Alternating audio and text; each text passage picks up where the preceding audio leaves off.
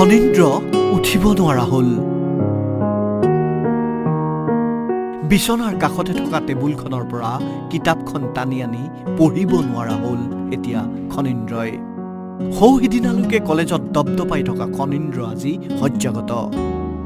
কিমান যে সপোন আছিল খনীন্দ্ৰৰ। ভালকৈ পঢ়িব, এটা চাকৰি কৰিব, উৰুখা পজাটোৰ ঠাইত এটা পকী ঘৰ সাজিব। সেই সপোন থান বান হৈ গ'ল।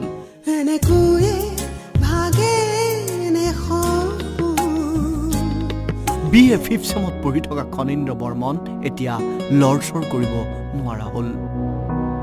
খনীন্দ্ৰ সুস্থ হৈ উঠিবলৈ প্ৰায় 3 লাখ টকা লাগে।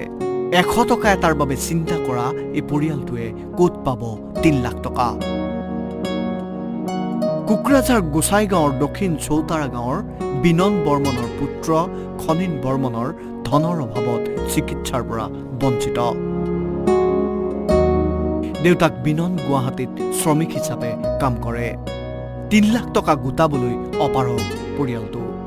খনীন্দ্ৰৰ বাবে মাতৃয়ে এতিয়া সহায় ভিক্ষা মাগিছে অসমবাসীৰ। অকণমান সহায় লাগে ল'ৰাটোৰ বাবে। চিকিৎসাৰ কাৰণে বহুত টকা লাগে। মুখ্যমন্ত্ৰী ইমান আমি তাৰ ওচৰত কাগজ পত্ৰ দিছোঁ, তাই যদি সহায় কৰে বহুত ভাল হয়। মোৰ বাইদেউ ভনী খুব গৰীব, সি অকণমান ভিটা বাতি আছে, সেইখিনি বিক্ৰী কৰিও তাৰ অপাৰেশ্যনত টকা নহয়। আমি বাহিৰত নিব বিচাৰিছোঁ, সি আমাক কিবা কৰি অলপ সহায় কৰক। আমি তাৰ হাতত নিজে কাগজ পহুচাই দিছোঁ, তাই কিয় কাগজবিলাক নাচাওক সেইটো আমি বিচাৰিছোঁ। আমাৰ বাতৰিটো চোৱা প্ৰতিজন লোকে যদি 5 টকাকৈও দিয়ে তেনেহ'লে খনীন্দ্ৰ সুস্থ হৈ উঠিব। আহক আমি ল'ৰাটোৰ বাবে কিবা এটা কৰোঁ।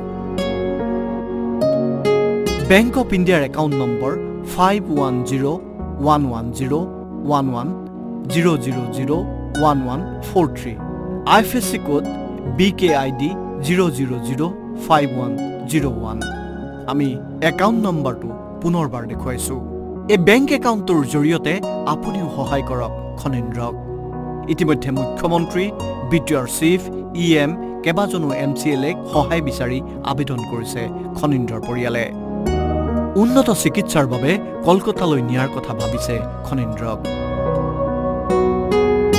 শ্ৰীৰামপুৰৰ পৰা বিশ্বজিৎ চৌধুৰীৰ ৰিপৰ্ট, আসাম টক্স।